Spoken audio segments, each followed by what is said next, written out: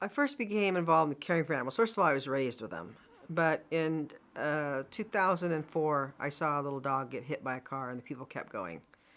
And I stopped, I got it, and I took it to a local emergency hospital, and checked on it for a couple, 2, 3 days, and found out that emergency hospital happened to have an animal rescue associated with them. And so that was the key to me starting to see another way that I could care for animals and help them. With rescue, every day is a passion. I come here because I want to come here. I enjoy what I do. Some people think rescue's hard because you have to go pull animals from county and you see the ones that you don't get to pull, and you know some get put down. But with us, we know that every animal we pull is going to have a long, loving life, and we don't give up on them. And the reward you get each time you place an animal is just, it makes up for everything. It's a very quick gratification when you do an adoption. Maricopa County tries very hard to deal with the pet overpopulation, but it's simply a matter of numbers. There are just too many. Maricopa County has the second highest animal intake rate, second only to Los Angeles. So even though they do have programs and they do make attempts for adopting out animals, and they use euthanasia as a last resort, there's simply a limit to the amount of animals they can house.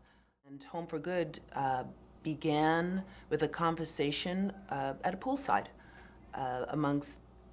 there were 8 of us in the beginning, and we sat around and we were talking about what we'd like to see in the rescue world. We really looked around and said, does Maricopa County need another rescue? And when we looked at the local statistics in Maricopa County and found that we had the second highest intake rate in the country and the second highest euthanasia rate in the country, the answer became very easy for us, that yes, there is need and room for another rescue.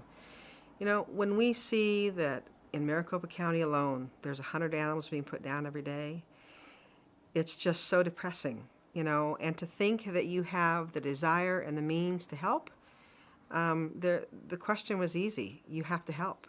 We're all active in it, and we're all passionate about it. Let's see what we can do to be a solution to this problem. And that's kind of how it started. We began, Home for Good had its real start in December of 2009. Some shelters are more concerned with putting the animal in a home, not necessarily a particular home. So they may not be as selective about the adopters. But again, Home for Good, that is one of the things that makes us unique and that we thought about when we planned this shelter, is that we want a correct placement.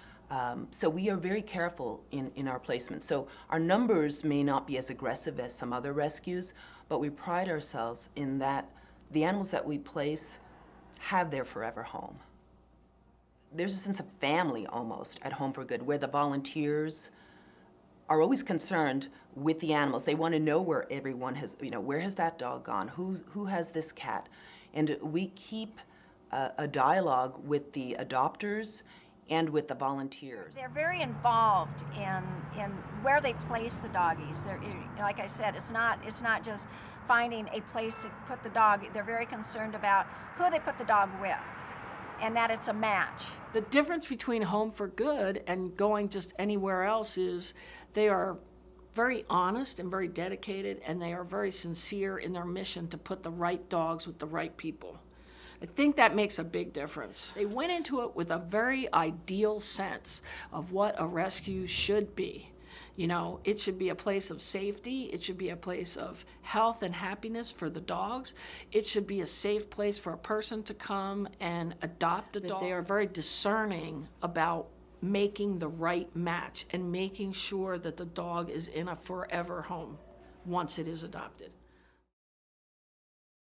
Here at Home for Good on most Sundays, we have a low-cost vaccination clinic, which is part of our mission to make sure that we have healthy animals out there. And we're offering at low cost. It's a walk-in clinic. It's easy. We have a veterinarian here who gives them. And we make sure that part of our job as animal lovers is that animals are healthy. And that's a lot of reason why dogs are taken to the pound, is they get sick and the owner can't afford to take care of them. the time that I've been working for Home for Good, I have seen nothing but caring, more individualized, hands-on approach that they have. When I come into Home for Good to work or volunteer, I'm not worried because I know that the animals are safe, whereas other places you're not sure what will happen to them. To go to the shelter, overwhelming love. I mean, you can really tell how they feel about their animals. I mean, they take really good care of them, and just to want to help, it drives you in. It really makes you want to help in whatever way you might be able to. You know, as little or as big as it might be. You're there every week, or you're there once a month. But You know, there's a lot of ways that people can help us. Some people think they'll come and they'll see us in an adoption event and think, oh, I already have 1 dog or 2 dogs or 4 dogs. And we try to let them know that there's so many ways they can help Home for Good. It's not just about adopting a dog or cat. It's about volunteering and lending their hands to help care for the animals. It's about maybe when they go to Costco or Walmart or Sam's Club, whatever, you know, picking up an extra dog bed when they're buying their own dog a bed, or picking up an extra tub of cat litter, you know, for ours. It's about maybe picking up some laundry detergent. A lot of people don't realize all these things happen in the shelter. You know, to keep the animals healthy, it's more than just feeding them. It's having bedding for them and being able to, you know, have towels to dry them when you give them baths, and, you know, laundry detergent and everything else, and the cleaning materials to clean up after them. So there's a lot of ways people can help us. It's, you know, you can donate your time, and maybe if you don't want to be with the animals because you find that kind of sad, donate your time, come in the office and help with this administrative work. Or you can stay at home and make phone calls at home and help either fundraise for us, or you know, call adopters after they've adopted an animal and make sure everything's going okay. So there's a lot of ways to be involved. People will sometimes, a volunteer will say things like, oh, I don't want to come to the shelter because it makes me sad. And I always say to them, don't be sad. These are the lucky ones. These guys we are going to place no matter what. We take care of them, we work with them, we're going to find them the right placement. So that's really what I want to get across about Home for Good, that it's a positive place. And what we like to tell our adopters is every time they adopt one animal, they're saving 2 lives, because they're saving the one they're taking and they're allowing us to go pull another one. So it's very important. We can beat euthanasia in Maricopa County. It just takes the whole community focused on it. It takes everybody understanding the need for spay and neuter. They've got to, you know, keep their animals from having litters and litters and litters of unwanted animals. The volunteers that come, the adopters, they have optimism. So that Home for Good is an optimistic shelter. And we are part of the solution. It can be done. It's not beyond us. It's just going to take some compassion and a little bit of effort. Our goal is maybe some people think very lofty, but you have to understand that there are certain states that are euthanasia free. It can be done. There are many problems in the world that individually you can't tackle, but this is one that can be fixed, that can be addressed. This needs to be addressed. We've got to stop the overpopulation.